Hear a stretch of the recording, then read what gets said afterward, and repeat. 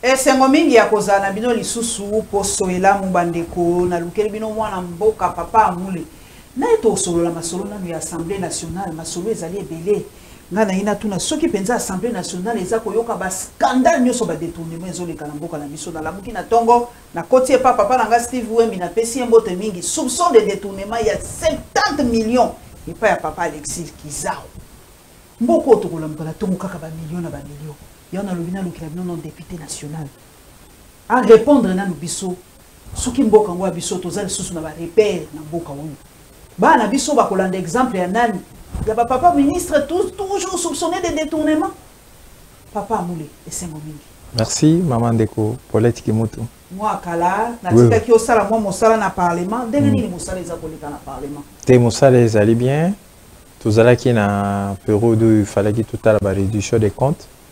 Yamba budget à gouvernement bayaki nango to senga ki moi ba toilettage mike parce que ezala gouvernement na biso toza union sacrée et za mwana otoboti biso moko photo ba ko memaye na ko cadrer pour apesa fruit ya malamu yango to sala ba toilettage d'ici là ba baninga na biso bazana na commission ecofin ba ota ko si sa toilettage OK yango moni mukolo na to lala ki kutu na assemblée or makamba ko baxeze belé par rapport à budget, yomoko yoka kiminde ba député balobaki ba député omoni malgré que bazana union sacrée baza olobaer moko makambo oyo eza ko talisa ki za bo solo yango ba député balinga baloba belé to senga kutu ndeko président Kamera sala biso to solango 3 jours bon compte tenu à temps na ba makambo belé za budget faut mettre en activité on a pu faire ce qu'on peut je pense au fur et à mesure tant na biso ya kolobane na parole na assemblée zo kokate Moni ba député à 4e législature baza vraiment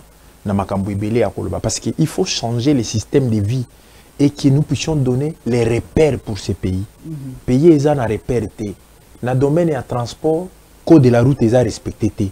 Na domaine ya santé, to éviter na Komboka Congo eloko ni ne salamaka.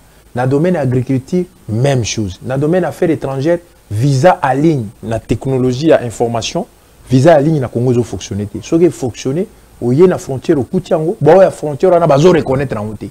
Ba c'est ngombo. C'est un scandale. Ba domaine belé na domaine ya aménagement du territoire na urbanisme et habitat GIPEC na guichet unique GIPEC na urbanisme habitat Bitumba.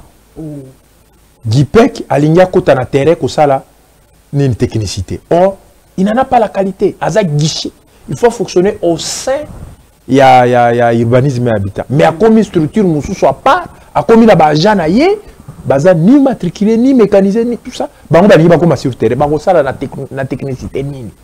Domaine ezebelé, na ko citer même la domaine il y a urbanisme et habitat moussou. Mboka Congo après Belgique, Tilelo, ba sala logement société. Ba scandale ya bambola, ba inondation zo salama, nyonso za biloko wana. Tilelo mboka eza na insécurité.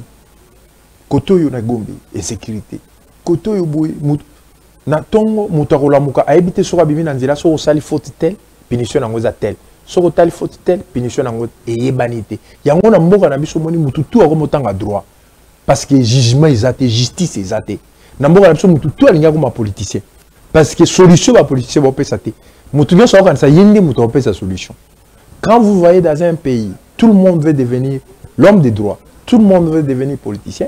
Ça veut dire il n'y a pas un repère, il n'y a pas Donc c'est ça l'ensemble de Babylone qu'on a de Tongatolba. Il y a un moment où Babylone a un embouteillage, beaucoup d'essence bouille. L'après-midi, l'avant-midi, bozonga bouille. Mais on n'a pas dit, bah oh bah ça le contraire, ils auront quelle punition. Pe bah ebi sibi sauté, bah oh yo bazo baluka na katekati anzela. Bah réservé bon, non, il n'y a pas de repère. Na ba Carrefour nyonso ya pays Afrique. Donc en Europe, des pays Afrique nyonso. Ils ont la signalisation lumineuse. Oyo motoyer a télémi. Ayebi ke soki akoleka akozwa kokoso na l'état. Ozomona. Mais à côté le même la minute azote le mayemoko. Mais chez nous il y en a pas. Voilà koleka. Yango mona na bato bazonga ba 4h du matin belé accident ça. Yango zomona ministre na biso premier ministre. Tozwa ki ta bo solo na été. Tolobi na il faut beta messa instrument de gouvernement va respecter le code de la route. C'est ce modèle à code de la route que nous devons suivre. Est-ce que tu as les soucis? Et ça peut fonctionner. Déjà, quand on a vu papa Mouleto Matato qui t'a la seule mboka, oh bah voler ça n'a des côtés. Voler à gauche les alliés, voler à droite les alliés. Seule mboka na mokili biso to tambola. Misusu les alliés kaka na gauche, na quoi na mboka misusu, ba misusu baza na go ya droite, kaka ya droite. Biso seule mboka les deux fonctionnent. On est appelé grave mingi parce que c'est grave papa, ba accident mingi ça la magabe bongo hein. Na Uganda ba mituka nyonso ba camion minene nyonso eza ba vola normal. OK. Parce que ba mituka nyonso parce que bango ba za na loboko à gauche ba importaka na Japon. Mais ba camion transport normal. OK. Bon, le problème c'est le code de la route qu'on respecte. On ne respecte pas. Il y en a mais on ne respecte pas. Et chaque fois bato amaele bazoti na mutu attend la constitution. Mais la constitution doit être vécue. C'est quoi le mouton s'attend à la constitution à la poche? Ça c'est quoi ça? Ça veut dire il faut moutoyer banamboka. Si moi je me lève le matin et je sors sur la place publique, si je fais ça comme faute, voici la punition que j'ai pu. N'a-t-il a commis député national?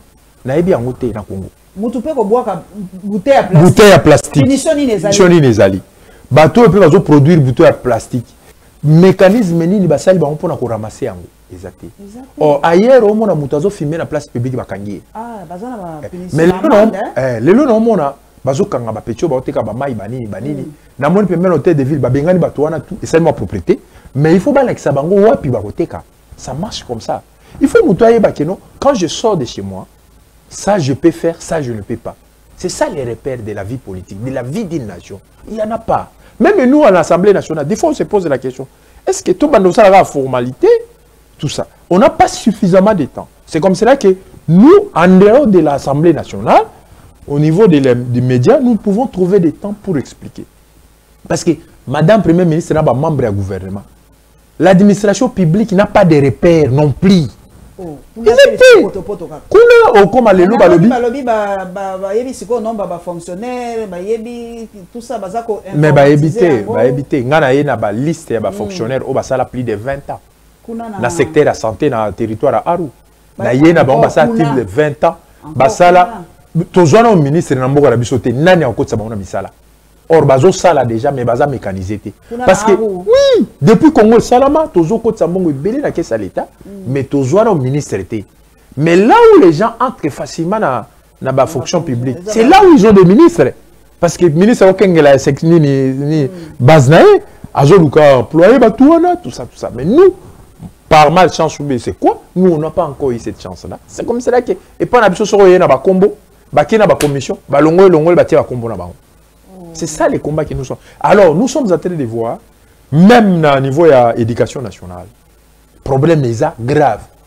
Mais tous en a école plus de 20 ans. Ils en ont arrêté. Mais quand même, l'État a tinda mon solo. A tinda mon solo. Moi, ndamukuna. Pe, batuba futa maka. Mais école tam susu. Ils ont un problème et arrêté. Ils ont reconnu. C'est un problème. Yango, c'est que nous sommes en train de demander à président Kamere. Aïe, ça va premier ministre. Toujours expliquer Bango. Tu sais qui est pétant oyaki. Ce qui a qui va député. Parce que c'est nous qui avons fait voter le président de la République. Moi, j'étais parmi la coordination au Batambol pour voter président de la République. Signé par Mbata et Mokotangaza, premier vice-président de l'Assemblée nationale. Parce qu'on savait mon poids politique qui n'a pas. Alors, ce qui président Lingui a reçu le mandat, c'est nous les députés qui allons lui présenter la situation clairement. On a groupé sa situation, on a une sécuritaire, il y a colia, situation à colia. Mais peut-être colia moi bien, mais nous côté on colia moi malade. Colia kitoko. Côté on colia za moi malade. Colia kitoko, mboka na biso ezana kimia, ezaka kana insécurité par rapport na démarcation na biso na Sud-Soudan. De temps à temps ba Sud-Soudanais ba kotaka webi. Kotaka mingi mingi. Ba kotaka moi ba militaire na biso, nombre ezana mukuma muke, et ça la moi kokoso. Toujours senga qui d'ailleurs na président premier ministre ba meka kotala ba tia mwakoki pour ba meka kusunga biso to sa démarcation la frontière wana bien pour que biso to za bien na aro toujours kota mbongo ebele na caisse à l'état et biso depuis Congo et Salama. Non, nous sommes fiscalité, la plupart des commerçants qui sont là-bas chez nous sont des commerçants nationaux. Ça c'est l'avantage parce qu'ils sont au monde qui ça ba millionnaires les étrangers. À part quelques cas isolés dans la politique, la plupart sont des étrangers. Mais chez nous, il n'y a pas des étrangers, c'est nous-mêmes qui tenons notre ville. Et c'est nous-mêmes qui tenons. Nous, il y a un gros comme là, un hôtel à 5 étoiles. Là. Oui. Avion, il n'est pas mal. Avion, malheureusement, tous un avion. Mais moi, je suis un moitié, dès qu'on a besoin de avion, il tourne airline, et ça là. Et qu'il y a un narratif, il y a un bounia payé à Kisangani.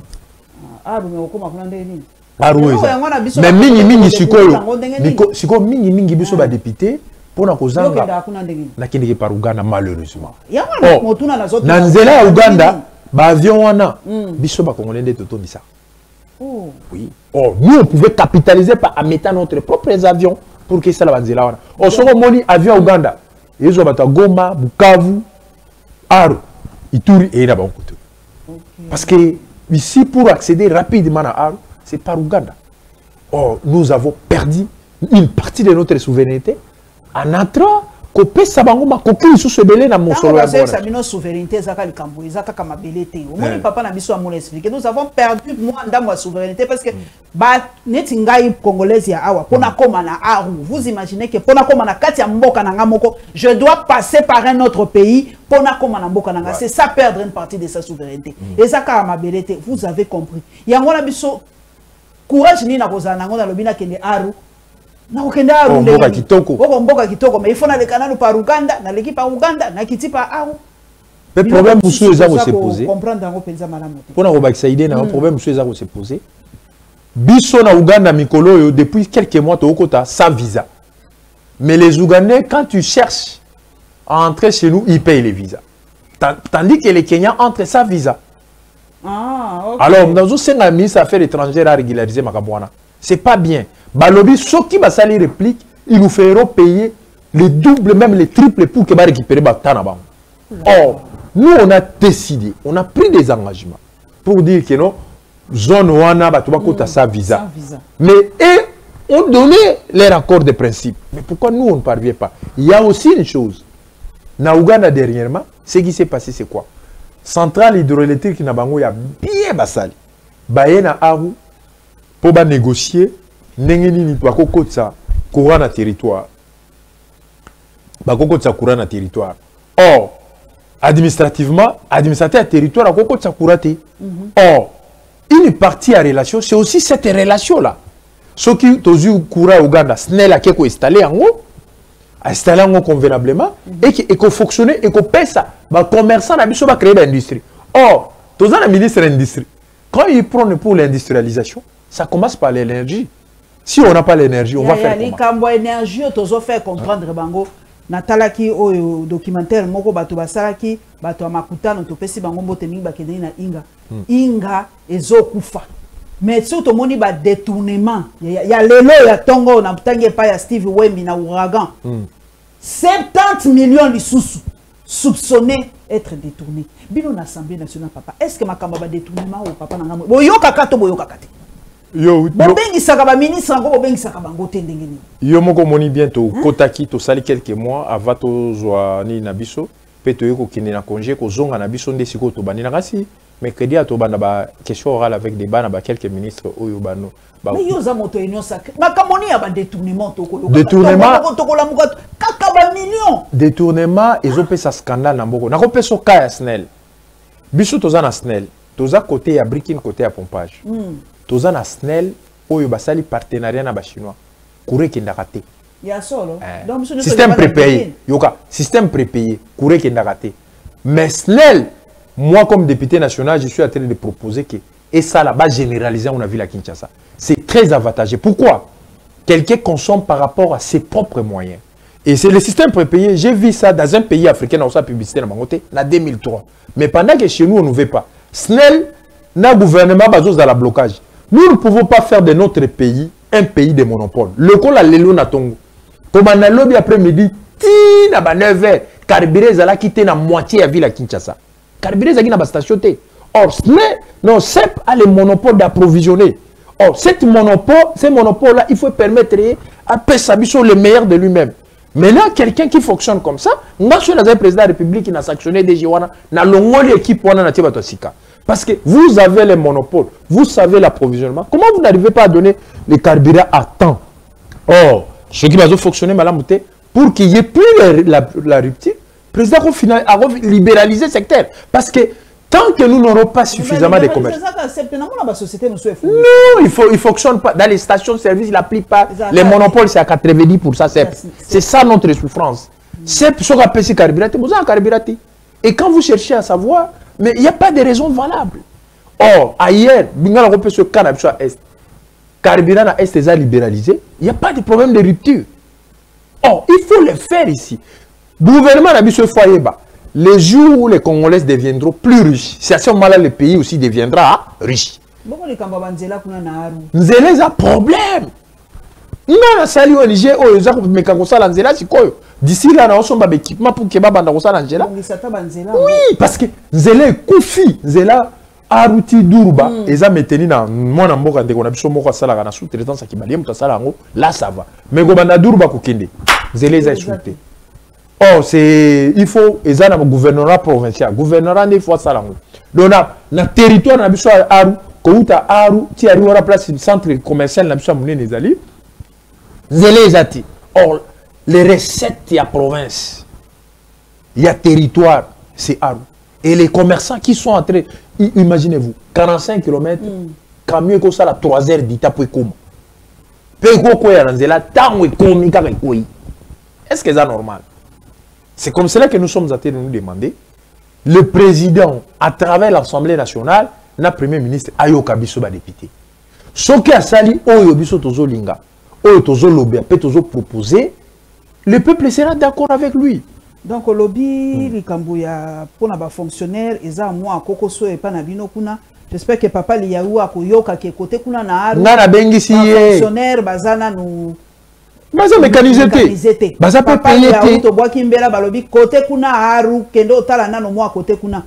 Na lobby au lobby yo moko zali moto yo c'est bata qui pour na réélection à papa na biso Félix Tshisekedi. C'est quoi pour na likambo constitution? Makanisi ya yo mwana mboka to ya parti yo zali ya linini. Oh pour se battre pour to changer constitution. Non, la constitution a plusieurs brèches. Premièrement, révision nango ezosenga ba disposition oyo kozala présenté au niveau de l'Assemblée nationale. Le roi député n'a averti. Nango sala makele likola makambo zo ka réseaux sociaux parce que na yebi ki soki makambo zo senga ba oyé la biso en Assemblée nationale. Mais parler du changement dans le contexte actuel, je ne crois pas. Comme averti, d'abord, Tozana sous état de siège, heureusement, quand la minute était tata moko diazo longolango, Tozana problème sous il y a guerre. Mais guerre, Namboka, n'a changement à la constitution. La constitution ne prévoit pas ce genre d'action pendant ces moments-là. Parce que ils ont malamouté. Le lobby, quand vous avez changé la constitution, il faut tout contrôler ensemble le territoire. Et tous les Kanangos dans l'élection. Na référendum plutôt. Or tout ça bon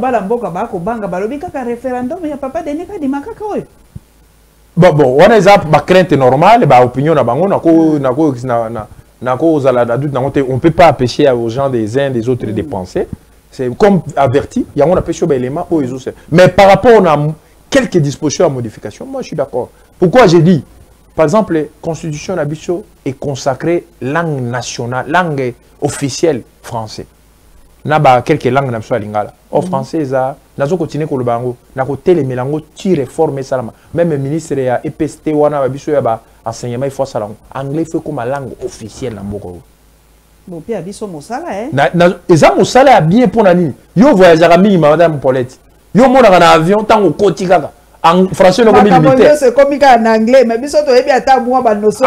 Oh, voyage Jacques. O yebi nani nali ambi sur lobani. Ah, fiche. Mais oh, si voilà. Au niveau de la marque lobani.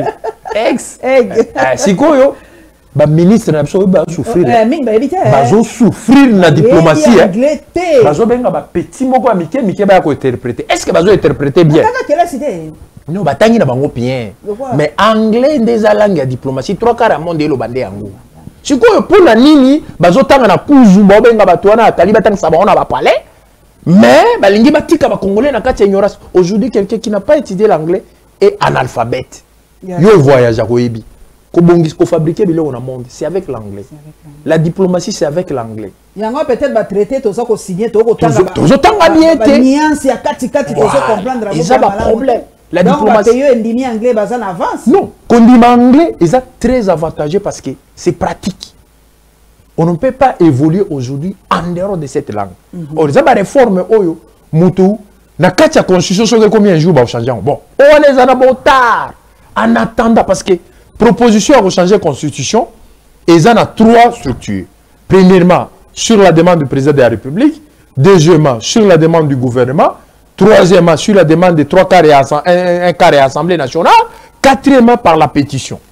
Or, déjà à partir de Wana, ce qui est la vulgarisation dans l'Assemblée, pour que, et comme la deuxième langue officielle, ça encouragerait, ça soulagerait beaucoup de choses et les Congolais seront en avance dans beaucoup de choses. SG Kabouya Azako Yebisabiso à lobby, ils volonté, testament, en ce qui concerne Bango, nous tenons à respecter l'engagement pris avec notre peuple et les testaments de notre père fondateur, Dr Étienne Tshisekedi Wamulumba, celui de doter à notre nation une nouvelle constitution sécurisante et adaptée à nos réalités. Bana mboka pe bako répondre balobi mboko ya biso ezali mboka kaka ya UDPS to mboka pe ya papa Mula za na parti mususu mboka ya papa Moïse Katumbi za na ensemble mboka Delice Sanga za na est-ce que mboka oh il faut tout se plier na ba exigence ya UDPS naza clair na question oza penza mutuna ya bana mboka nakanisi makambo ya député ndeko collègue Kabuya aza mokonzi ya UDPS. On a besoin solano la famille politique na bango. Mais à lui qu'on imposer biso nanu baye pas Étienne Tshisekedi qui n'est pas ngana zana famille politique qui est respectueux. Na ba député baza respectueux, la plupart qui sont là sont respectueux. Le ko la ba solano na kati na bango ya famille politique na bango, je crois, je ne peux pas faire de jugement de valeur par rapport à. Mais je sais que ce qui est kokoma na niveau moko ba koya ko consulter biso. Nous donnerons nos points de vue. Ba allié ya UDPS bozape bozo lobate papa baati ako lobate papa Vital Kamera ako lobate ba allié musuba ako lobate. Est-ce qu'on okoloba na makambo oyoki yango face à face te bino na bo sololi yango malamu te oyo kango na libanda na makelele non biso toza batu ya mibeko toza batu ya droit na assemblée nationale toza na structure o evanda kapona ko solola makambo wana toza pe parti politique respectueux. D'une manière officielle. D'une manière officielle. Voilà. Papa Nangai to monaki wali moto mayeli wali moto abwania. Olanda kama kambo soki c'est le qui na télévision et komi ya bato nyonso. Soki moto a s'exprimer alors après si bato ta bato ba critiquer ba loba o ya lobi. Papa na biso Nicolas Kazadi aleki. A lobi o e fallait ya loba. Bato ba lobi tuna moto mayeli. Est-ce que on est censé parler, toujours répondre na bato? Est-ce que interview à papa la biso Nicolas Kazadi et puis si éclairage na makambo mingi to soulever des sous question. Mais personnellement, point de vue nangai, et point de vue à partir nangate par rapport au yanga comme politique, je suis en train de réfléchir. Il n'aurait pas dit prendre la parole pendant que makamboisa coévolue. Moi, je suppose que cela est en train d'évoluer. Mais par rapport au lobby déjà, le roi va vérifier le exaté. Bon, moi je sais pas. Moi je sais. Moi je suis un député élu très difficilement par rapport à Moussala ou Ngana Sali pour comme élu. Nayebi ce qui représente un forage d'eau. Nayebi ce qui représente qu'on salit sa population pour que la population n'y maille à l'exayo. C'est pas avec ces montants là. Au montant on est allé pour un scandale. Oh, il y a ça qui n'a à Bandaï signé. Forage à 300 000 $. Moi, je trouve qu'il devait y avoir une suite logique par rapport à la demande. Ce qu'ils appellent des documents signés à solo, il fallait qu'il y ait un vérifié le forage ou un abattage. Mais le coup a eu parole, la PCA, le balongolier, un problème, c'est ça ce que je vous disais. Je dis souvent à mes amis, ceux qui ont mon imboka, droit, ça veut dire justice exacte. Ce qu'on dit dans chaque famille à Kinshasa, tout le monde veut faire les droits. Ça veut dire, à côté de la situation, balonga quitté ou bien avocat. C'est ça qui a posé les problèmes. Alors, au moins, la politique, ça veut dire politique est pour satisfaire les besoins de la population. Parce que tous les gens qui voyagent, ils ont un ministre, ils ont un ambassadeur. Mais chez nous, on est en train de vérifier chaque ministre et chaque jour. Mais ce qu'on mon système, ça pose quand même problème. Batunyo so balingi batanga droit. Pour faire quoi? Ce qui mutanga tangi droit à la fin de compte, c'est pourquoi. Yango zomona, ce qui mutangi droit, bazolo bane, oui, c'est un bon. Parce que ce sont des magouillères. Mais ce qui batangi droit, au fin ici, en place, moroba solo la marambo à droit. Chacun tire la couverture de son côté par rapport à la positionnement politique.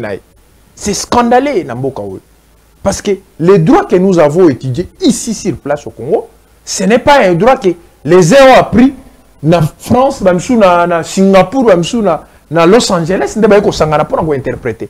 Yango, mon loi n'a pas carré. Tant que nos lois ne seront pas carrées, nous avons un problème d'interprétation. N'a pas au cas. Ceux qui ont bimi nanzela au tekimai na nzela par exemple, balobi so ba kangi za $50. So balobi bongo, so ki ba kangi muto amemi maika ba teki ba foutie $50. Na kasi ba misu ba otekate. Mais na droit na biso, qu'est-ce qui va se passer? Tant ba ko kangaye. Vous allez voir, on va dire, écoutez, Aza pauvre, Aza na difficulté, Aotekango pona mwana maman na ye, tout ça. On va commencer à apaiser les choses. À la fin des comptes, cette application ne sera pas prise en compte. Ce ne sera pas d'application. Yango mona babi, bakati sachet zongi. Oh maïe ça la maboté et zongi. Biloko nyonso baloba kezaka provisoire.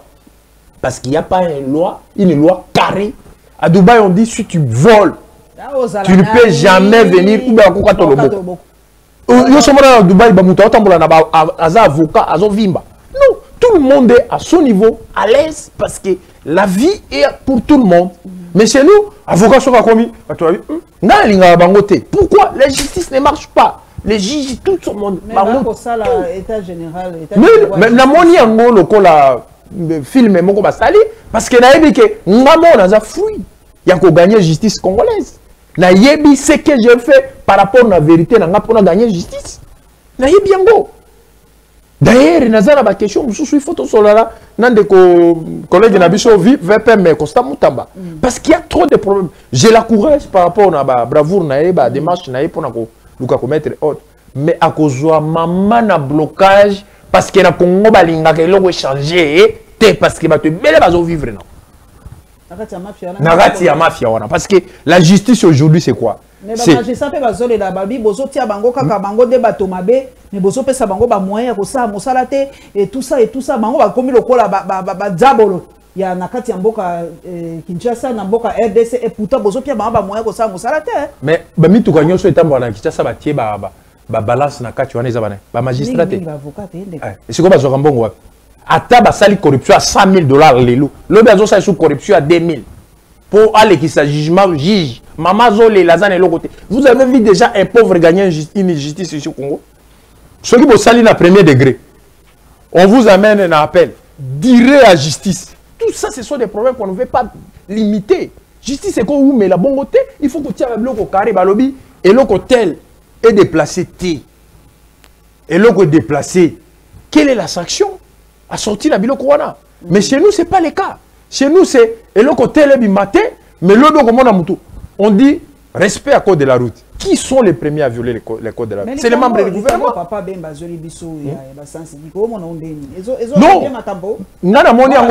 Non, la provisoire. Nalobi pourquoi je m'explique. Azamuto amayele na la kisepe ke ngape na azamuto amayele. Et moko atato komi na ba place wana te tozala mayele toko sunga bango. Pourquoi je vous dis ça? Soki balobi mutuka ekende boyi. Mais balobi te oya kosala le contraire ba kosala ni. Mais na ba Carrefour ba kosala ni. Ba kotia nini pour que réglementer situation. Non, il faut que tu aies ba signalisation lumineuse pour que ba respecter yango. Mais ba tie ba toi Saint Père nanzela, ba tie ba PEM nanzela, ba tie ba police nanzela pour faire combien de temps? Ba kosala 10 ans. Or, il faut adopter un modèle de vie. Parce qu'un modèle de vie, c'est ça qui fait que Makambo comme pérenne. Parce que Moutoye Bake, Nanzela, na biso na 12 heures ezalaka oyo. Ensuite, ça doit être suivi na ba panneau de signalisation. Pour na kotali sabato à partir et publicité faut ça na marabate venyonso. Pour na kolakisa sabato ke désormais ezabu pour ekota na mitu ya bana na bana mike ba yeba yango. Chez nous c'est pas le cas. Au comment après 6 mois Makambo sili babandi sur ça ce contraire. C'est cela les marques des modèles que nous demandons. Il faut appeler ça son modèle.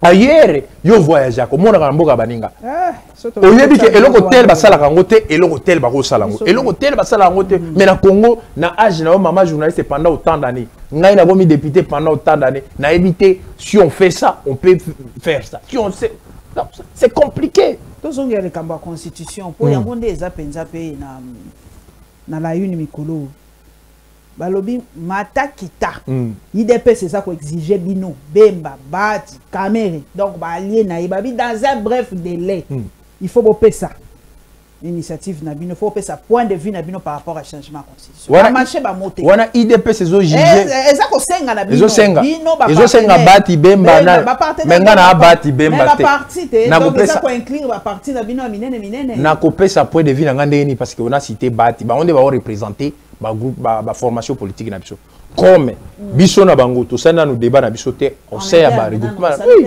ce que ont exigé na ba on va pesa point de vue na bango sa biso là c'est la contraire il y a point de vue non nga za député national maman naza député national j'ai la légitimité de je représente une bonne population. Que pense le peuple de Aru par rapport le peuple de Aru ayebi eloko ya lingi na tango wana nde na kopesa sa position à peuple de Aru. OK Wow.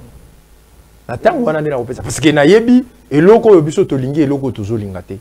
Siko na ko anticiper te parce que nanu ba elinga formellement ti. Bongo état de siège ndeko na ngai ndenge ni. État de siège ba ko sala ni na ngwa na novembre wa ko évaluer en novembre.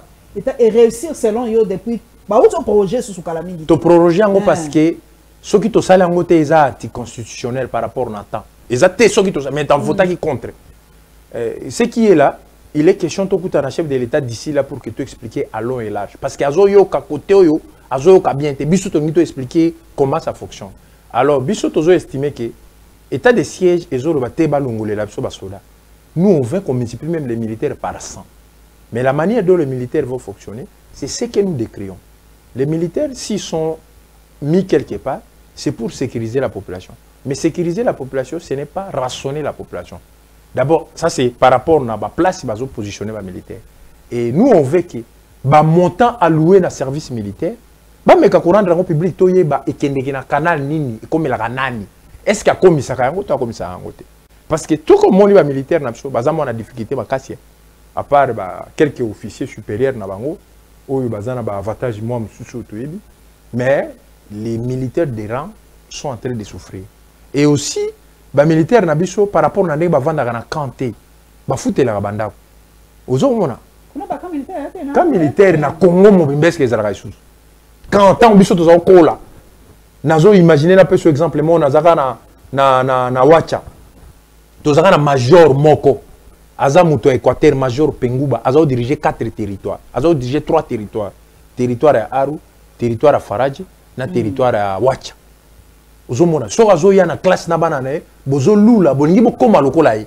Oh, il était un seul major dirigé 3 territoires. Ozomona, pe ba soda bazali na camp. Soka kutani na soda za kwiti. Mais faut mona ndenge bobeta soda na fimbo. Soda bi makangulu ngulu te na camp.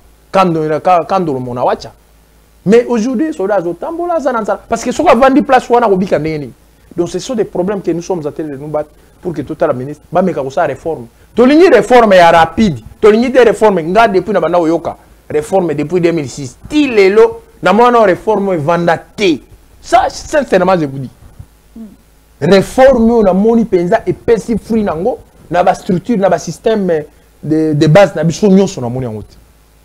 Et si ça fonctionne très mal. C'est ça le problème. En tout cas, tout ça, quand on est malin, mais na tout na balambo balobi, tout na papa na biso, tout zonga na Assemblée nationale. Deni no moni papa Vital Kamerhe aza komeni ba débat. O moni ke azali impartial, est-ce aza kopesa temps na bato nyonso na pouvoir na opposition baloba. Papa Vital aza na posa bato nyonso baloba. Mais timing par rapport na nombre bati parce que la plupart des députés bazana ba e matata parce que population a bendi biso matoye. Par rapport à la situation. Alors, en tout cas, la plupart veulent parler. Mais le temps est parti pour que Batouba sur les OPSAT. Au moins, on a plus de vingtaine de groupes parlementaires. Au moins, on a un groupe parlementaire, 20 minutes. Maman Paulette Kimoto. 20 minutes, on a 12. Banani banani balobate. Peu combien de minutes? C'est ça le problème. Et en gros, il faut ceux qui bakoyoka biso ndambu kuna ezo sengate to loba na média. parce que ici bakoyoka biso parce que bakopesa biso parole tant mosusu sujet oyo tozolinga toloba po tosunga bango bamembre ya gouvernement sujet yango eza te même soki ointroduire yango okointroduire yango na temps moke naza membre ya commission environnement mais balobi pe biso côté yango ya environnement toza koganye mpenza badu na biso te toza na forêt toza na bamai toza na banini mais baretombe nango ya mosolo te okomonanga mpenza te mayenga lokola nauti kokota omena makambo ya politiki toyokaki yango mingi libanda nalingi nayeba yango vraiment comme député mpona betela yango masolo par rapport na nini na ngai dossier mpe mosusu bazoloba na biso yo mpe ozali donc bosololaki yango na débat ya budget bana mboka bazoli likambo ya fondation to ya prix excellence ezotambola mingi tolingi toyeba lokwa na yambi député est ce que botie bourse excellence que l'état la biso efutaka yango lokwa na député moko oyo alobelaki makambo yango ya budget est ce que koti na kati ya baparamètre to ya banini ya budget na kati budget livre babemeli biso na budget eye à peu près 20 kilos okotanga ngo nyonso ndenge nini otanga kaka eloko moko oyo place moko osali otali cohérence ou relever yango eba misu ba otanga ngo mais côté na nga natangaki yango te mais c'est que je sais mais likambo eloba mingi oyoki yango quand même nayoki nazoyoka nayebi ke bato baozwa ba bourse mais naza na bato oyo bazwi ba 82% mais baozwa bourse yango te bourse oui alors nazomituna bourse yango ekomi te nazo comprendre bourse yango ezopesama na modèle nini est-ce que eza baofavoriser une équipe ou une communauté en tout cas bon je ne sais pas trop parce que bato misusu oh ezalaki 70 oh ekomi 75 oh ekomi est-ce que examen d'état moto akozwa 90% ah je ne sais pas bon nayebi te nakokota mingi te nakocritique mpe mama mokonzi te eza ONG privé na ye azosala ndenge motema na elingi mais sinon je sais que bato ebele bazwi ba pourcentage ebele bazwi ba bourse wana te nanu tozwa yango te na ituri nayebi te mais na aru place nga na vandi bana bazwaka ba septantaine mais na moni on te moto azwi bourse wana papa Vital totikali atindi délégation moko na Kampala toyokaki po bakende kosolola na baugande mais bato balobi tokosolola mbala boni mpona likambo ya este oyo ozali moto ya este nayebi te bino ezaka mpe na kati ya misisa est-ce que dialogue ezali lisusu important tokende ka farafara yango te bato babi bon tosalaka bango bazokota bazosala badege epa na biso tozorespectaka cese de fait bango bazorespecte cese de fait te sikoyo atindi su bato bakeso papa tokokontinuaka biso kosololaka mais nga nayebisi bino toza nasi naloba yango plusieurs fois na betando eke nalobaki ata bozobunda na diplomatie ezali kosolola ezangaka te mais na kati pe il faut toyeba deux choses. La guerre, j'ai toujours dit, il y a deux issues pour la guerre. Ce qui, biso to sali compromis, ça veut dire il faut tous la force à écraser l'adversaire. Ce qui tous la force à écraser l'adversaire, il faut tout comme un compromis. Et dans la compromis, même pendant une forte guerre, il faut toujours parler. Même l'Allemagne avec la France, babunde moi mingi mais basolo lelo ba kuma ba vrai allié. Par rapport au positionnement na biso de tous na aru nakanisi kosolo les très important parce que ce qui peut aussi baisser la guerre c'est la diplomatie où il faut fonctionner entre les deux pays. Nako pe ce exemple moko biso tozana aruana tozana ba commencer belé bazana ba millions mais ministre na biso industrie azoluka ba investisseur ba koma na mboka mais mingi baluka ba investisseur à libanda babosa na ya mboka or fiscalité na biso mbongo na biso to ekotaka nde mingi na mbongo ya mboka or sikoyo po industrie salama préalable liboso eza courant or Uganda yena courant ya malamu pembe na biso na 6 km wana bayeba kutani na administrateur ya territoire barrage ya solo bayeba kutani na administrateur ya territoire ne peut pas engager le pays. Si moi j'étais dans les groupes ya député balinga bakene ngana proposer partenariat na asne la keikuna basali partenariat ba installer ba courant pour que bana mboka basala industrie wana tango bakosala monga ngoye na Uganda te ba fiscalité ba taxe wana nyonso ekota na Congo. C'est comme cela ça fonctionne. Il y a aucun pays indépendant na makambo nango nyonso so à moins que tous à la force na nyonso pendant na ba certaines places tous na ba faiblesse. Or nous avons besoin de ces courants là. Coureza à côté là. Qu'est-ce qu'on fait? Parce que l'est du pays aujourd'hui est servi à 90% par l'est. C'est pas par Kinshasa. Alors il faut bailler la logique wana. Tant que Les produits de première nécessité viendront de l'autre côté, mais ils sont assujettis à la taxe na mboka, bazo futa mboka normal. Yango, ngai soki nazalaka na kati, j'allais proposer ça. Malheureusement, commission ça ngi soki ndenge nini. Bon, tout le monde ba tout moko boy ba tandi ba on va kende. Bon, on espère qu'ils vont parler pour le bien des pays. Donc ceux ça quand même na motuna c'est vrai que vous allez monter union sacrée aux alaka un moment d'opposition. So ba biso de l'eau au qualifié opposition na biso est-ce que ça la opposition à malamu opposition est-ce que mboka na biso lelo opposition ça ko jouer penza rôle nango papa mu. Bon, na mona ki ba soli ba sorti na moni ba sali pour ba bandi ko animer parce que toza na une année na nous moni soki élection uti koleka une année bandi bazalaka moi neti balembi lembi nous on veut que cette opposition fonctionne parce que dans l'assemblée tout le monde a ba collègue na biso ba Christian Mwando baza ko vibrer alors ça fait du bien biso toza na pour ça qui va fonctionner et nous on peut pas les anéantir parce que on va pas écouter les autres, il faut aussi écouter parce que dans la vie moi je considère que liberté constitue aussi l'amour. Ce qu'on dit que Moutoutel a existé par rapport à Nini Naye, c'est ça. Parce qu'il y a un ce exemple, vous voyez que le monde est ensemble. Ensemble, puis mécanicien pour que ça et que ensemble. Au moment où il y a un milliardaire aux États-Unis, tant en classe, basé ko benge aza distrait. Aza distrait na kotanga komona Elon Musk. Babi azo passer ta kota la fenêtre. Mais babi oza ndenge nini. Babi mono yo, maile neza kilo, moni faut balukele lo moko spécial. Mais aujourd'hui ce qu'il fait dans le monde c'est extraordinaire. Soko ke na Chine otali Alibaba, asisi classe maluka musala zwakate partout à échouera. Na ba test et embauche. Ça veut dire nous devons donner à notre pays l'opportunité à faire fonctionner les points de vue de tout le monde. C'est ça qui changera notre pays. Maloba suka na bana Aru na bana Congo poto kabona boboto papa mule. Na lobeli bana Aru bana Congo mobimba biso toza ko représenter bango. Nous allons amener notre savoir-faire par rapport na ba milieu tous se retrouver. Et c'est comme cela que quand moi je parle, je suis un député national, je parle ici l'ensemble du territoire national. Na lobi makambo isa mana Kinshasa, na lobi makambo isa mana Snet, na lobi makambo isa mana Goma, na lobi makambo isa mana Aru.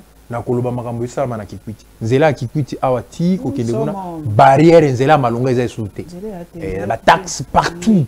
Alors on se pose la question tolingi to sala mbongo turo ba financer mo ebele na agriculture mais agriculture c'est ngaka kimia agriculture c'est ma tracasserité soki mutu alinga zo vélo na ya koma na bilanga akuta esu na barrière ba sengi mbongo bilanga ngo to sala ngo ndenge nini yango tata mokonzi batala makambo agriculture na ministère intérieur na ministère ya défense banani bazotia partout barrière. Donc ça marche pas. L'agriculture ne peut pas être faite dans les bruits parce que on entend patiemment les produits des récoltes. Moi je suis un agronome, je sais combien d'états pour tel produit, combien d'états pour tel produit. Donc nous sommes en train de demander que les ministres de l'agriculture, du développement rural, de l'intérieur, de la défense passent à la réunion. Mboka partout na bazambe comme une barrière. Produits de récolte tout et les cacatés. Parce que barrière les anzela tina souka. L'argent là qui batona va récolter et zokota na musola qu'est-ce à l'état mais ce que zokota qu'est-ce à l'état c'est quelle taxe au juste.